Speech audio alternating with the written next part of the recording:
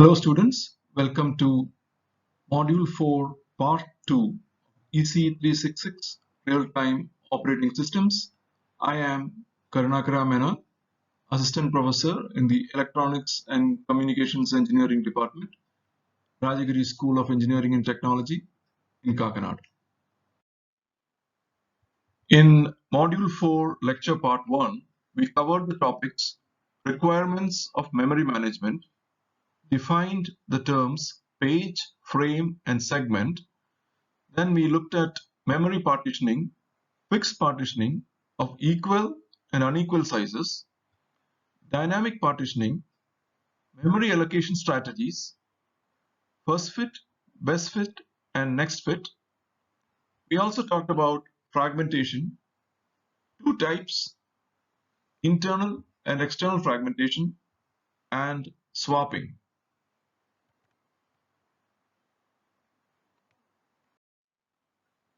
In this lecture, first we will look at relocation in more detail and see how it is implemented. Then we will discuss the topics paging, segmentation, and work on some numerical problems. When a program is loaded into memory, the actual or absolute memory locations are known. A process may occupy different partitions during its execution, which means different absolute memory locations are occupied during its execution.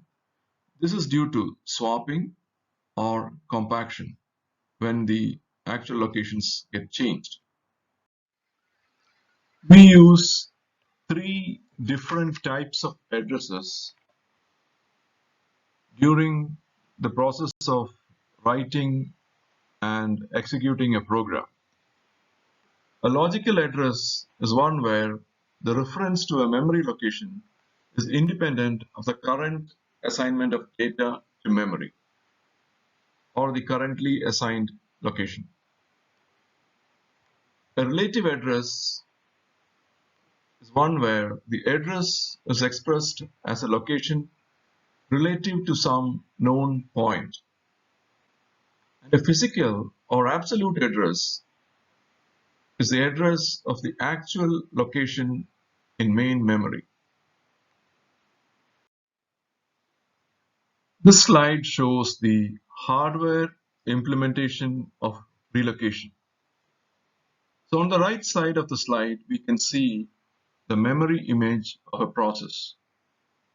An address generated by the program will be a relative address, is added with the contents of a base register to produce the absolute address. The resulting absolute address is compared with the value in the bounds register. If the address is not within bounds, an interrupt is generated to the operating system.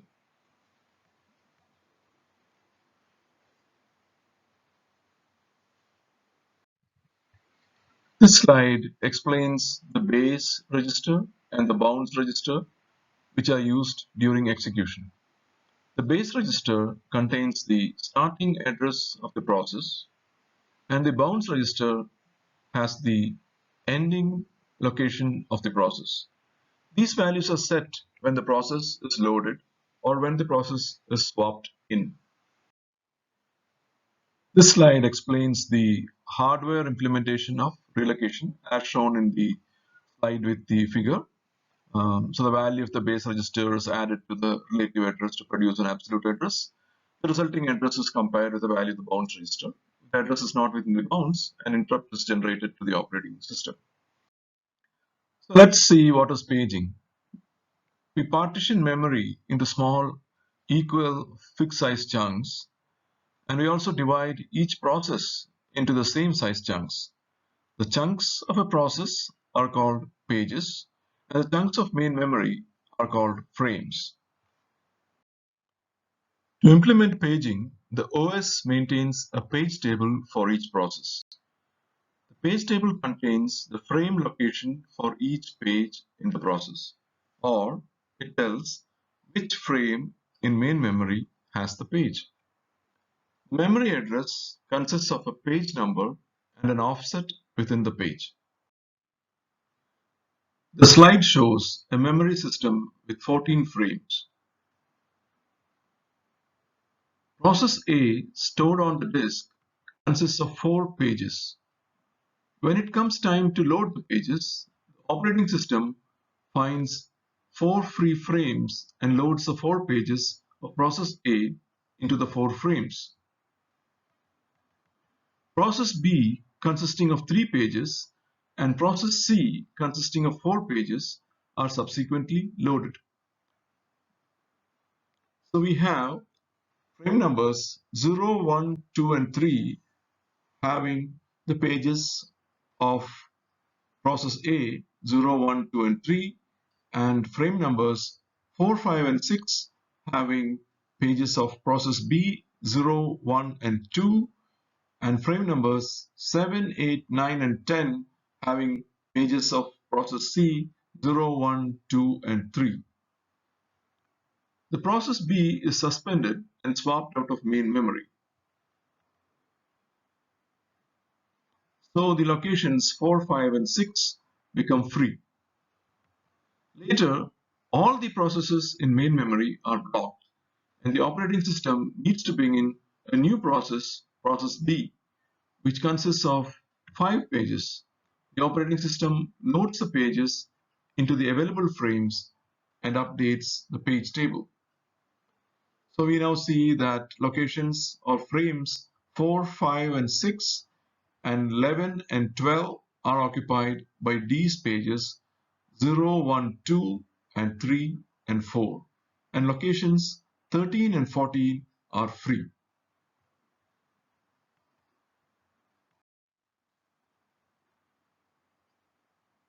The slide shows the contents of the page tables for each of the processes A, B, C, and D at the end of the allocation, and also the free list of frames.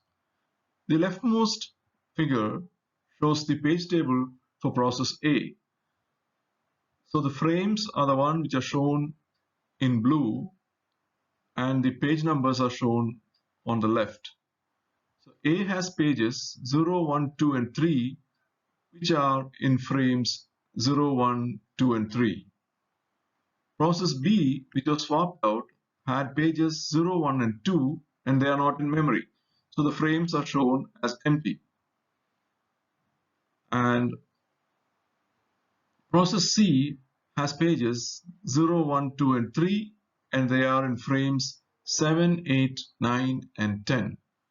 And process D has 5 pages 0, 1, 2, 3, and 4, and they are in frames 4, 5, 6, 11, and 12.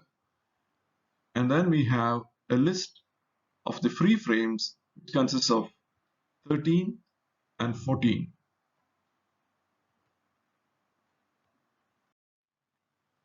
Before going through examples of paging, let's take a look at what's in segmentation, and then we will look at the examples of paging and segmentation together. A program can be subdivided into segments.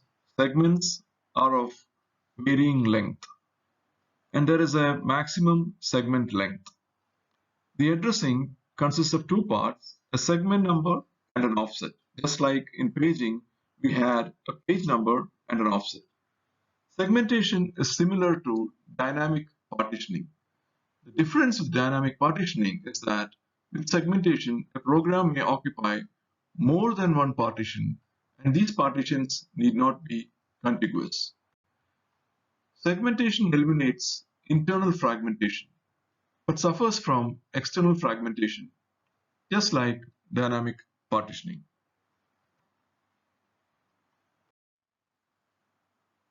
Now we will look at how a relative address 1502 is accessed in partitioning, paging, and segmentation methods. First, we will look at partitioning. So that is shown in the leftmost diagram, where we have the whole process occupying a partition, and the process size is 2700 bytes, So we will have the relative address 1502, and the whole address is used to point to the location, which will be somewhere near the middle of the partition. The other two methods, paging and segmentation, are described in the following slides.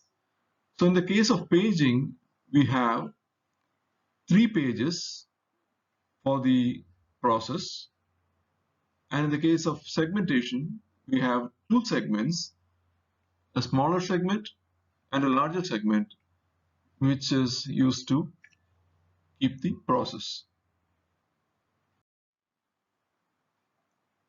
This slide shows the paging example in detail. On the right hand side of the slide, we can see the memory divided into 3 pages, which contains the process. We use 16-bit addresses, and the page size is 1K or 1024 bytes. So that's what is shown on the top as a logical address equals to a page number and an offset. The page number is page 1 and an offset is 478. So let's look at how we got that. The relative address is 1502, and we need to find the page number and offset for that address. In binary form, 1502 is as shown, which is 00001011101111 and a 0. With a page size of 1K, an offset field of 10 bits is needed because 1K needs 10 bits to represent it. That leaves 6 bits for the page number. Since the page number is 6 bits, we can have 2 raised to 6 or 64 pages of 1K bytes each. So having said this much, let's break down the address and see how it fits in. So 1502 would then work out to be the bottom 10 bits is the offset, and that is 478, which is the value that you have as 0111 011110, and the upper 6 bits has a 1, which is the page number. So that's how the address, which is the 16-bit number 0000010111011110 divided into 2 parts, which is shown in red as the upper 6 bits and blue as the page offset. So that becomes 1502 is actually page 1 offset 478. So to find that address, it looks at the page table and figures out the address is in page 1 and an offset of 478. Then we go look at where is the frame for page 1 and the absolute address for that, and take an offset of 478. So now we look at how we can translate our 16-bit logical address into a 16-bit physical address. So the 16-bit logical address, as shown on the left side top, shows a 6-bit page number, which is 000001, and a 10-bit offset. So we take the page number and then you look up the process page table. So in the page table, we can see that page 1 is mapped to frame number 00110 or frame number 6. So you take the frame number and you concatenate the 10-bit offset to get 16-bit physical address. So 000110 is concatenated with the 10-bit offset, and you get the complete 16-bit physical address, and you go and access the data. So that is the physical address translation from the logical address, giving you frame number 6 offset 478. This slide explains how segmentation can be used to manage memory. If you consider the logical address, it can be thought of as being made up of n plus m bits, where the leftmost n bits is the segment number and the rightmost m bits is the offset. In the example on the slide shown on the right hand side, n is equal to 4 and m equals to 12. So the logical address, which contains the segment number and offset, where segment number is 1, which is represented by 0001, and the offset is shown as 752. The diagram shows the process being divided into two segments of unequal size. Segment 0 is smaller than segment 1, and if we have 12 bits for the offset, the maximum segment size is 2 raised to 12 or 4096, which is equal to 4K. The steps needed for address translation are: we extract the segment number as the leftmost n bits of the logical address. Then we use the segment number as an index into the process segment table to find the starting physical address for the segment. This is similar to how we use the page number to look up the page table entry and find the physical address for the frame. We compare the offset expressed in the rightmost bits to the length of the segment. If the offset is greater than or equal to the length of segment, the address is invalid. So the segment table also needs to contain the length of each segment because the segments are of varying lengths. The physical address will then be the sum of the starting physical address of the segment plus the offset. So in our example, it is shown as the segment number 1, which is the upper 4 bits, followed by 12 bits of offset, which is equal to 752. Suppose the segment is residing in main memory at a physical address as shown in light blue, then the physical address of the translated physical address would be the starting address of the segment plus the segment offset, and that's given as 001 000 11 001 followed by 4 zeros. This slide shows the diagram for logical to physical address translation in segmentation. So in the upper left hand side, we have a 16-bit logical address which is made up of two parts: an upper 4-bit segment number and a lower 12-bit offset. So if we take the segment number, which happens to be 1, and look up the process segment table, we can find the entry for it, which consists of two parts: a segment length and a base, which is the physical address of the start of the segment. So you take the base and then you add the 12-bit offset to get the 16-bit physical address which we want to access. Let's work out some problems on the topic of paging and segmentation. The first problem is: consider a paging system with the following parameters: 2 raised to 32 bytes of physical memory, page size of 2 raised to 10 bytes, 2 raised to 16 pages of logical address space. How many bits are in the logical address? How many bytes in a frame? How many bits in the physical address specify the frame? How many entries in the page table? How many bits in each page table entry, assuming a page table entry will contain a valid or invalid bit? So the answers are worked out here. For the first question, how many bytes in the logical address space? That will be same as number of pages into number of bytes in a page. So we have 2 raised to 16 pages and 2 raised to 10 bytes per page, that is 1K pages. So if we multiply them up, 2 raised to 16 into 2 raised to 10 will give you 2 raised to 26. Therefore, 26 bits are required for the logical address. So how many bytes in a frame? A frame is the same size as a page. So that will also be 2 raised to 10 bytes, which is 1K.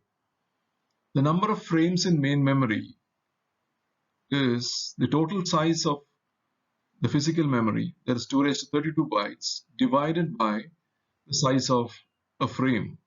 So that's 2 raised to 32 divided by 2 raised to 10, that equals to 2 raised to 22 frames. Since we have 22 frames, 2 raised to 22 frames, we need 22 bits to specify the frame. There is one entry for each page in the logical address space in the page table. There are 2 raised to 16 entries in the page table. So we need a valid bit and 22 bits for the frame location in main memory. That gives you a total of 23 bits. In the second question, we are given a segment table and asked to find the physical address or indicate if a segment fault occurs for a set of logical addresses. The segment table consists of a starting address and a length in bytes of the segment. There are 4 entries in the segment table. The questions are logical address, the segment number 0, offset 198, what's the physical address, or do we have a segment fault? Question number 2 is segment number 2, offset of 156. Question number 3 is segment 1, offset 530. Question number 4 is segment 3, offset 444. Question number 5 is segment 0, offset is 222.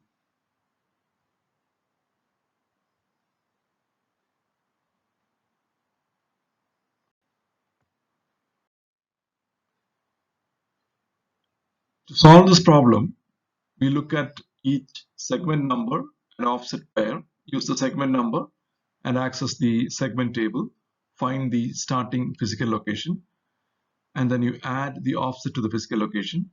And we also check if the offset is less than the size of the segment. If it is more than the segment size, then we get a segment fault because the translation would not work. So question number A, the segment number is 0, offset is 198. So we take 0 and you look up the segment table. The entry for segment 0 starts at physical location 660.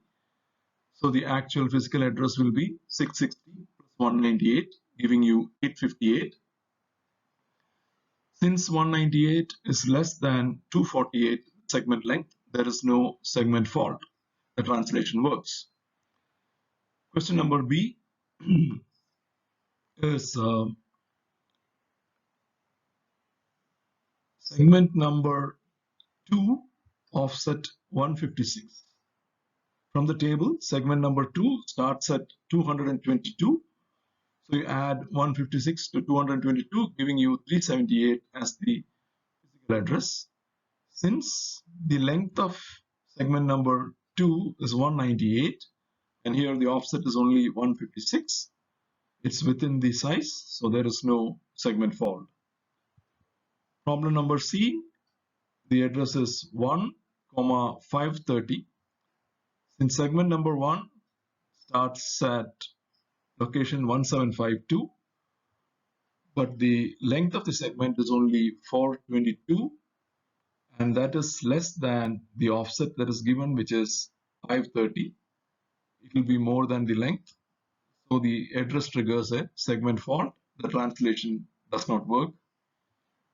Question number D is segment number 3, offset of 444. Segment number 3, as per the table, starts at 996. So the physical address will be 996 plus 444, giving you 1440 as the physical address to be accessed. There is no segment fault as the length of the segment is 604, which is more than 444. Question number E is segment number 0 offset 222. Segment number 0 we have already seen starts at location 660. So you add 222 to 660, giving you 882. And since the length of the segment is 248, which is more than 222, we don't get a segment fault and the translation works. This problem is dealing with partitions. It says consider a swapping system in which memory consists of the following hole sizes, that is the empty spaces. The memory order is 10 MB, 4 MB, 20 MB, 18 MB, 7 MB, 9 MB, 12 MB, and 15 MB. Which hole is taken for successive segment requests of 12 MB, 10 MB, and 9 MB? So question A means successively there are requests for 12 MB, followed by another request for 12 MB, followed by another request for 12 MB. And then we are asked to solve it for first fit, best fit, worst fit, and next fit.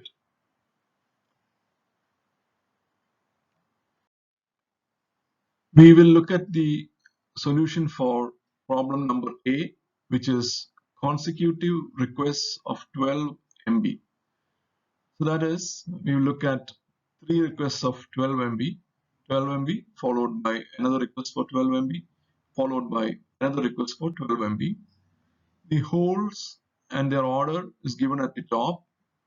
That is 10 megabytes, 4 megabytes, 20 megabytes, 18 megabytes, 7 megabytes, 9 megabytes, 12 megabytes, and 15 megabytes in that order. So in first fit, when the first 12 MB request comes, we'll start from the beginning. The 10 MB size hole cannot be used because it's smaller. The 4 MB also cannot be used because that's smaller. The next location, which is 20 MB, can be used to fit the first 12 MB request. So that's the first allocation. And then the next 12 MB request comes.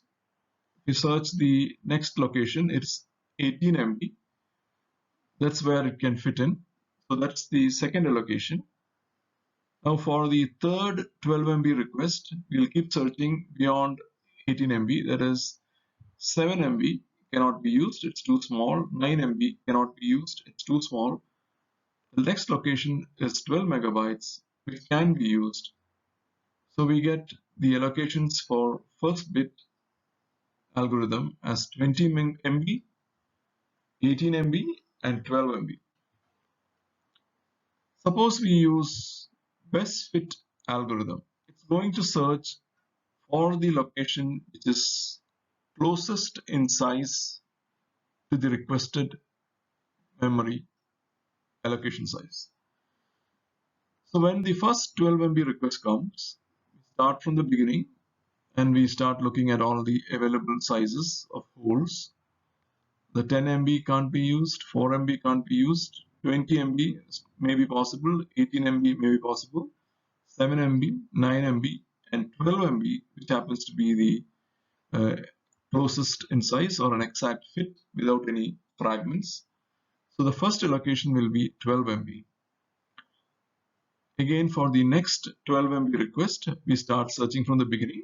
We will skip over everything and then come to 15 MB, which is the next closest in size, leaving only a small fragment of 2 megabytes. So the second allocation is 15 megabytes. And for the next 12 MB request, we again go to the beginning and then start scanning. And we will find that the next best fit is actually the 18 MB size hole, which will create a fragment of 18 minus 12, that is 6 megabytes. So the best fit allocation is 12 MB followed by 15 MB followed by 18 MB. Worst fit will start with the one which will create the maximum size fragment. Worst fit is used so that we can have compaction of fragments of larger size. So if we have a 12 MB request, it searches through the entire list and then finds that 20 megabytes is the one that's the worst fit. So that it uses the first 20 megabytes. For the next 12 MB, the worst fit will be 18 megabytes, giving a fragment of again 6 megabytes. And then the next worst fit is 15 megabytes, which will also give a fragment of 2 megabytes. The worst fit allocation is 20 megabytes, 18 megabytes, and 15 megabytes. The next fit algorithm will scan from the beginning, find the first fit, and then scan from that location onwards instead of going to the top and scanning again. So for the first 12 MB, we start scanning from the beginning, and then we find 20 MB as the first place where you can put 12 MB. Then for the next 12 MB, we start scanning from 20 megabytes and we find 18 megabytes as the next possible place. And for the next 12 MB, we start scanning from the 18 megabyte space, which is followed by 7 MB, which won't fit, 9 MB, which won't fit, and then we find a 12 MB, which fits. So the next fit allocations would be 20 megabytes, 18 megabytes, and 12 megabytes. You can take it as an exercise to work out the consecutive requests for 10 megabytes, 9 megabytes, and 20 megabytes for all these algorithms: first fit, best fit, worst fit, and next fit.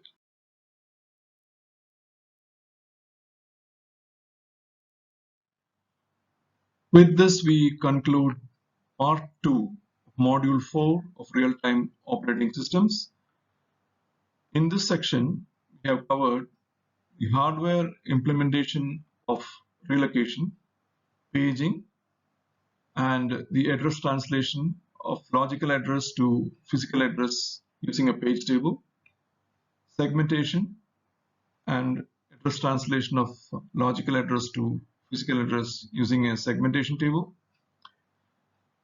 and some problems in paging, segmentation, and partitioning. The remaining part of this module deals with virtual memory, demand paging, page replacement policies, FIFO, LRU, optimal, and clock.